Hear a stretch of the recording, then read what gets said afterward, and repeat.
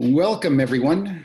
My name is Kim Cairns, and I work with the Emotional Intelligence Training Company. And I would just like to thank all of you for joining us on what's going to be an interesting half hour of exploring creativity, perfectionism, and emotional intelligence.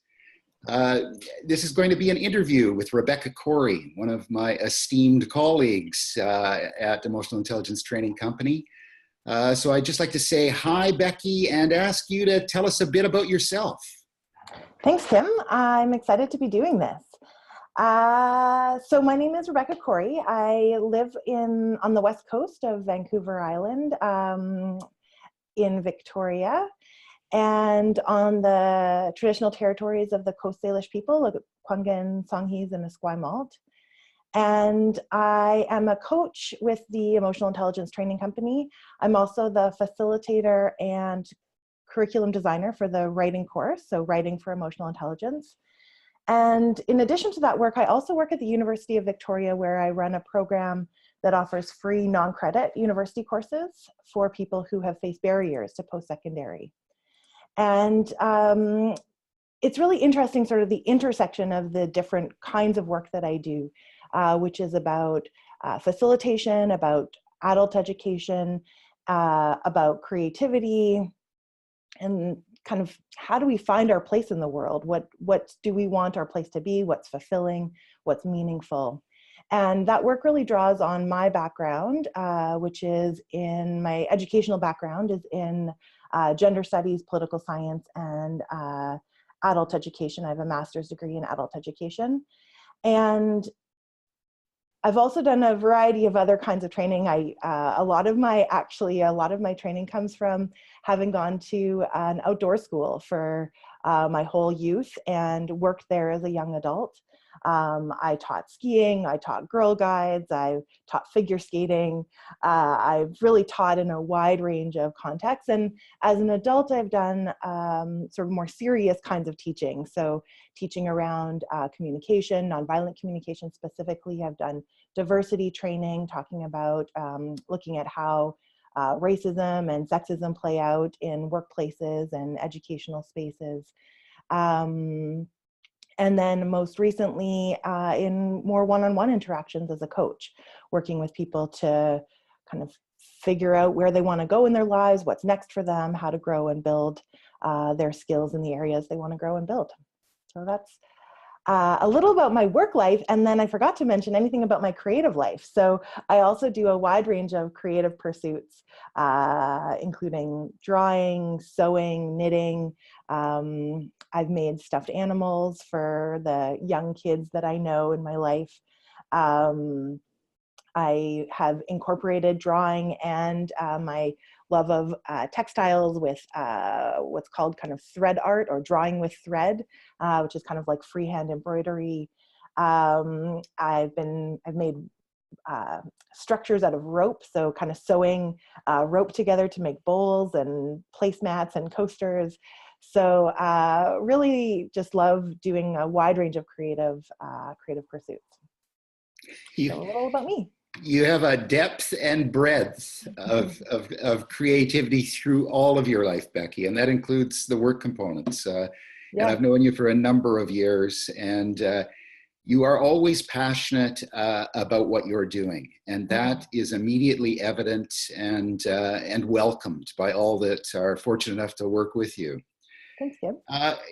I'd just like to start today, if you don't mind, just having you describe what brought you to creating this Writing for Emotional Intelligence course?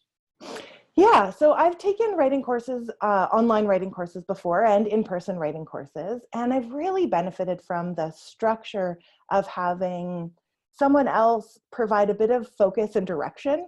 Sometimes one of the challenges for me, and I think for lots of people, is kind of deciding what to be creative about. So sort of how to give some focus and direction. And so I think that's one of the real benefits that I've experienced from taking writing courses. And I don't even know how it occurred to me to kind of put those two things together. My experience of being a participant in a writing course, and I teach writing in the program that I run at the University of Victoria. I've taught writing for a long time in that context. And I just thought, oh, this is a really neat way of bringing together my work in emotional intelligence, my work teaching writing, and kind of facilitating creativity. Excellent. Excellent. Thank you. Who are you aiming this course at? Can you tell us about that? Mm-hmm. Yeah, I think, in some ways the short answer is everyone who feels drawn to it. I think with creative work, it's really about kind of figuring out and finding and trying things out to see what speaks to you, to see what's inspiring, to see what connects and resonates. To be a bit more specific, I think I've seen people be interested who are interested in emotional intelligence and building their skills, growing in that way. So kind of cultivating better relationships with others. And I think cultivating a better relationship with oneself, a kind of deeper, more nuanced relationship or attentiveness to what's going on for oneself. And then I think on the other hand, people who are already writers, so people who journal or write creatively or write in their work, sort of formal or academic writing, I think this can be a really interesting way of exploring writing from a different perspective or with a different focus. Wonderful. Yeah, wonderful. So it is aimed at everyone, folks. So let's keep that in mind. If you've ever had any thoughts about wanting to write and have faced that blank screen, I like what Becky had to say about getting the daily prompts, about just to inspire some thought about what it is you could put words to that day. Can you just kind of review what the course actually looks like, Becky? And I want to say right now that everybody, you can check out the Writing for Emotional Intelligence page on our website, eitrainingcompany.com. But I think it might be helpful, Rebecca, to just go through this this structure of the writing. Yeah, for sure. So the writing course is a 30-day course online, and participants will get an email in their inbox. I think it usually goes out at like 1 a.m. Pacific. So for those of us in this general area of the world, it's, you might get it in the morning. For others, you might get it in the night or in the evening or after work, depending on where you are in the world. And the prompts are quite detailed. So my idea for the prompts is that by the time you finish reading it, they're not too long, but by the time you finish reading it, you should feel like you have a sense of what you want to write about, or that some ideas have been percolating. So I draw on a number of different authors for each prompt, so that the theme of that prompt is sort of explored from a number of different perspectives. Again, so that by the time you kind of get to the writing for yourself, the ideas have been able to percolate a little bit. Hopefully there's something simmering, so that when you get to your screen, whether your screen or your paper, that you have a chance to, that you already have some ideas. So to kind of circumvent the writer's block or that blank page syndrome that people talk about or experience. So that's the sort of prompt side of it. And then the other major component is the online sharing group. So we use Facebook as a platform, and we make a secret group. So no one else of your followers can see that you're in that group, and no one else can join or see anything that you've posted there.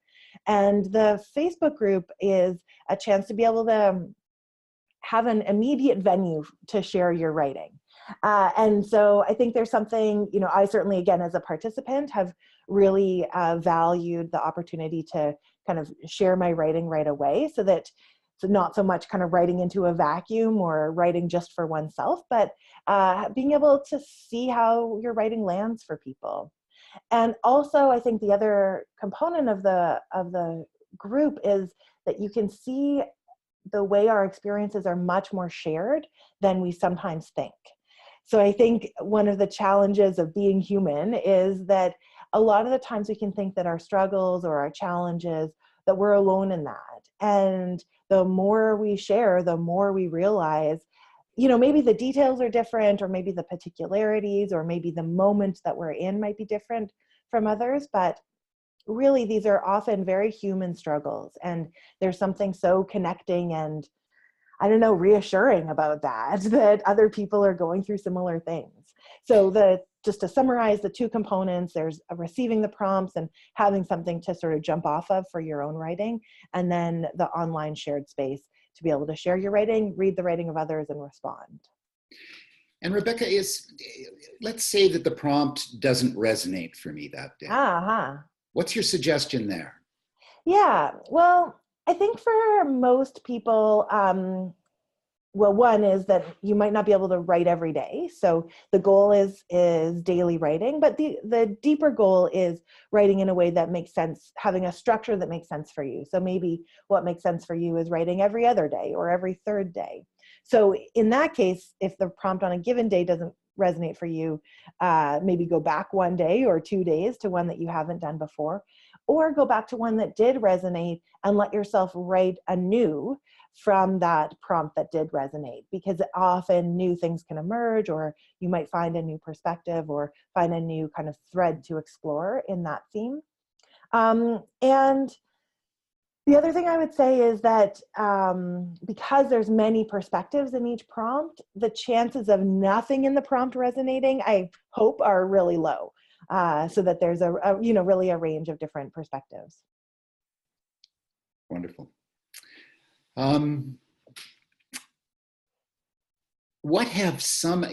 You have run this course, you facilitated this course once. I'm curious to hear what some of the comments were from people that went through the process. Yeah, so I think I think some of the people, some of the things I've heard from people are about exploring their EI skills. So kind of a very kind of tangible time.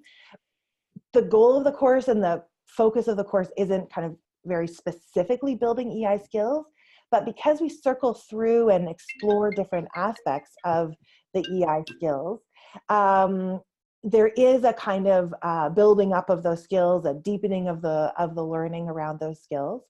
Another thing people have said is having focus. So having someone else create a bit of structure and focus for them has been really helpful, so that, again, that sort of blank page, circumventing the blank page, so that there's something to get started with. And I think too, in our busy world, having a structured time where you've committed to carving out time for yourself is something else I've heard really people talk about and express appreciation for, and the benefit of that. So really having time to connect with themselves. There's something powerful that happens when we carve out time to write, that ideas and thoughts that we kind of knew we had, maybe we knew we had, but they emerge with some clarity that's quite different from, I think, other forms of expression and reflection. So I think that's something else that I've heard people talk about.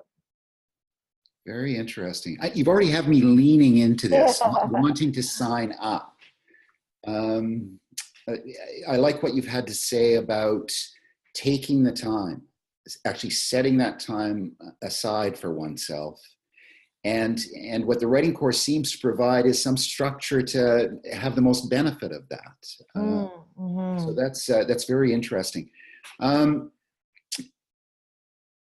I don't really want us to go into the EQI model in this brief webinar to take up the time with that, but I just want to remind people that we do work from the EQI 2.0 model. And if you're more interested in that or don't know about that, please go to our website and check that out, eitrainingcompany.com, or feel free to email either Rebecca or myself at eitrainingcompany.com.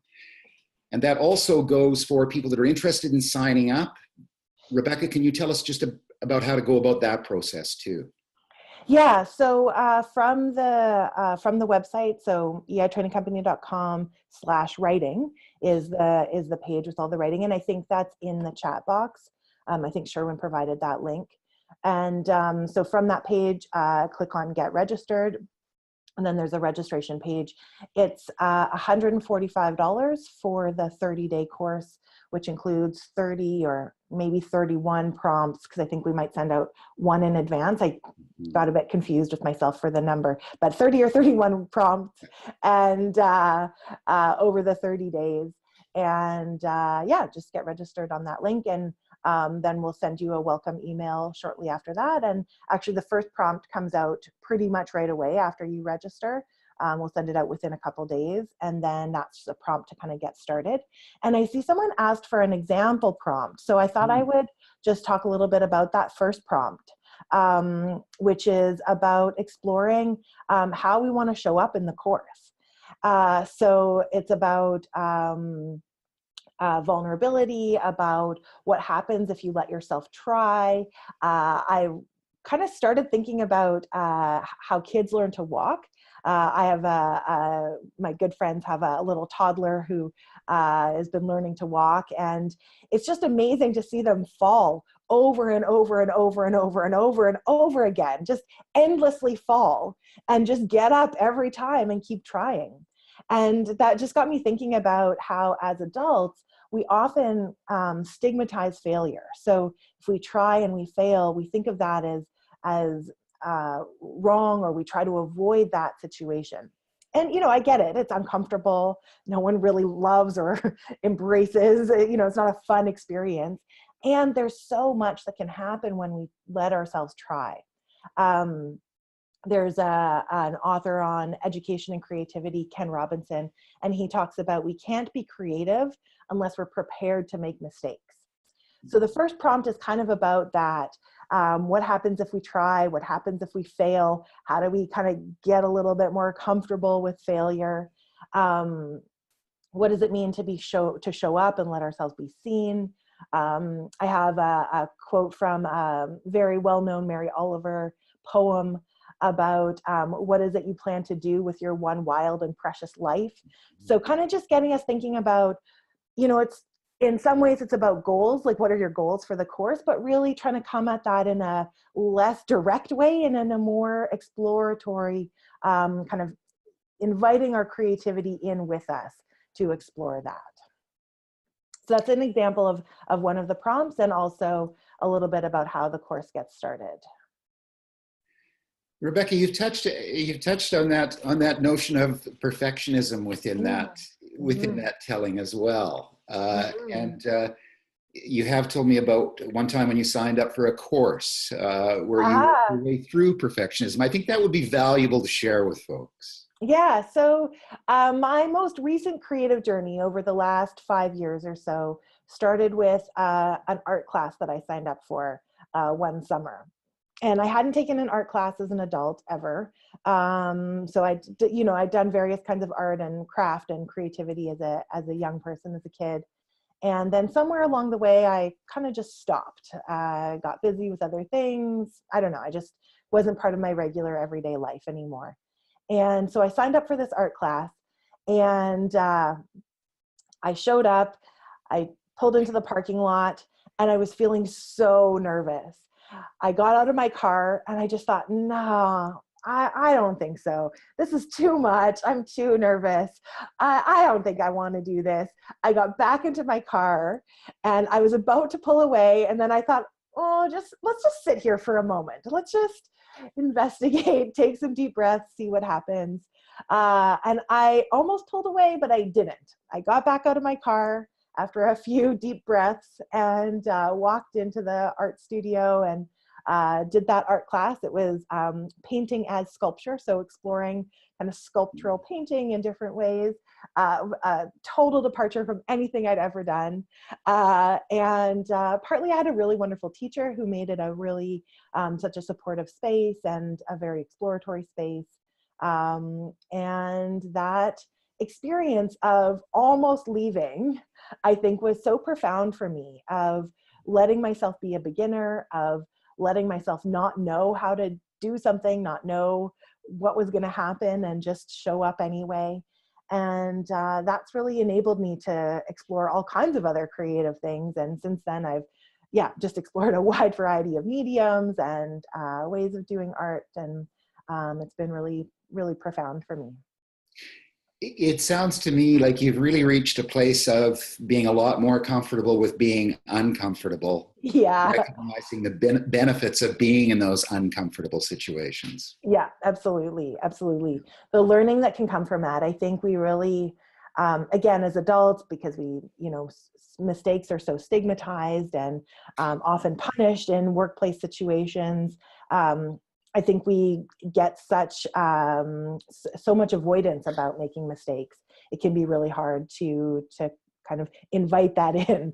And so I think that's part of the thinking behind the writing course is uh, daily writing, where it's a very small amount of writing. People might set aside, everyone gets to choose, but I encourage 10 or 20 minutes to set a timer, set aside a small amount of time, do a small amount of writing, and do it on a regular basis.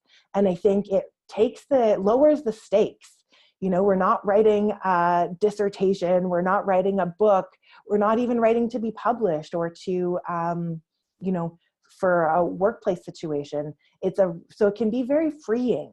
There's it's not outcome oriented, it's more process oriented. Mm-hmm.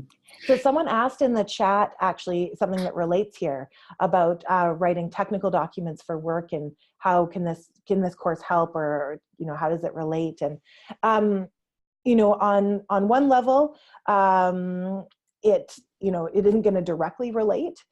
So kind of to be transparent there. But I know for myself, it has really helped me. So doing daily writing in a low stakes, sort of more free and creative way has helped me be able to write technical documents at work, to be able to write in a more formal voice, and particularly to generate the ideas that go into those formal documents. So I often, if I had to write a report at work, I often would put it off until the very last minute and just, wait until the deadline was looming so much that I had no choice but to write it. And now I think what's shifted is that I often will follow a similar approach where I'll write a little bit, I'll set a timer for 20 minutes, write a little bit about for the report, maybe do something else and come back to it, write another 20 minutes with a timer. So, I think the process or the structure that I learned about what worked well for me in terms of writing really translated very directly to the technical or formal writing that I do at work at the university. So I think in that way it can really help. And then I think the other thing is just being more at ease in myself, in my own voice and my own expression, helped make it a little easier for me to do the other kinds of technical writing that I do at work. Thanks, Rebecca. I'm thinking it would be valuable to touch on confidentiality again in that part of the process.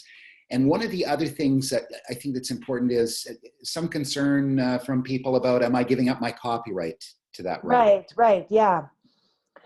Yeah, and I see someone also asked about or made a mention about feeling nervous about sharing their writing. So we'll kind of touch on those pieces. Yeah. So one thing is that everyone gets to be totally in charge of what they share. So everyone gets to choose. If you want to share a portion of your writing, you can do that. If you want to share about writing, you can do that. So say you write something and it just feels too personal to share, you could then share in the group, what was it like to do that writing? What emerged for you? What learning maybe emerged for you? So you could sort of write about writing to share in the group.